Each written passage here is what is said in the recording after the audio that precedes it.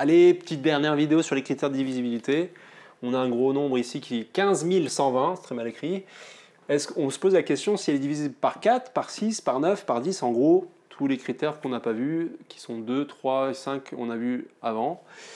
Donc, moi, comment je vois la chose, il y a des critères effectivement qu'on peut vous donner par 4, par 9, il faut que ce soit la somme. C'est un peu la même règle que celle de 3, mais en fait, c'est divisible par 9. 4, il y a plusieurs règles, mais moi, ce que j'utilise, je me dis, en fait, 4, c'est quoi? C'est tout simplement 2 fois 2. Donc, en fait, si le nombre, quand je l'ai divisé par 2, s'il est divisible par 2, hein, forcément, il faut déjà qu'il soit au moins divisible une fois par 2. Si je peux encore le rediviser par 2, ben, en fait, il est divisible par 4. D'accord? Si, c'est quoi? C'est 3 fois 2. Il faut qu'à la fois, il respecte le critère de divisibilité de 2 et celui de 3. Donc, il faut que je puisse faire, vous vous rappelez, la somme de tous les chiffres et que ce soit divisible par 3. Et pour le 2, c'est que le chiffre des unités soit 0, 2, 4, 6 ou 8. 9, c'est 3 fois 3. Donc, c'est un peu le même raisonnement qu'ici. Il faut que, ou le plus rapide, c'est vrai que c'est, je fais la somme des chiffres et je regarde si c'est divisible par 9. Un peu comme le critère de 3.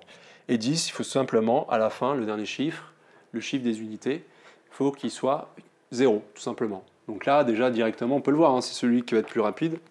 Oui, il est divisible par 10 parce qu'il finit par un 0, tout simplement. Donc déjà, on en a un là. Donc après, on se pose la question.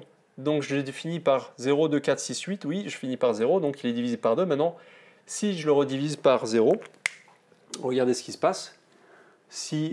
Bon, là, j'ai même pas besoin de faire la division par 2 en entier parce que je fais juste déjà 20 divisé par 2, ça me fait 10, donc il y a encore un 0, donc je sais que c'est divisible par 4. Ok? Donc en gros, vous utilisez la démonstration que votre prof vous donne ou celle-là, où vous le mettez en x2. Et pour le 6, on cherche maintenant, donc on a vu déjà que c'était divisible par 2, donc maintenant il faut savoir est-ce que c'est divisé par 3, donc on fait la somme. Pour celui-là, on cherche à savoir si 1 plus 5 plus 1 plus 2 a du coup plus 0, mais je le mets quand même, allez, ça me part. 1 plus 5, ça fait 6, plus 7, plus 1 plus 7, pardon, donc ça fait 9 en tout. 9, c'est bien divisé par 3. Donc à la fois, on peut dire que c'est divisible par 6 et divisible par 9 parce que on a vu que la somme, ça fait 9. Donc on peut répondre au 6 et au 9 en même temps.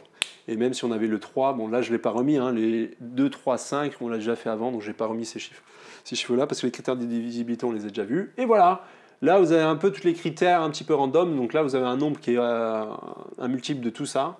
Donc 4, 6, et 9 et 10 sont bien divisibles par des diviseurs, pardon. Attention à la nuance, hein. Diviseur et divisible. Et faites des petits exercices à côté comme ça, entraînez-vous à bien vous imprégner. Normalement, ça c'est un moment que ça a acquis, hein, j'espère. Les critères de divisibilité, ça va vous aider pour tout ce qui est décomposition. Après, on va voir les facteurs premiers, ce genre de choses. Donc, entraînez-vous sur ça. À bientôt.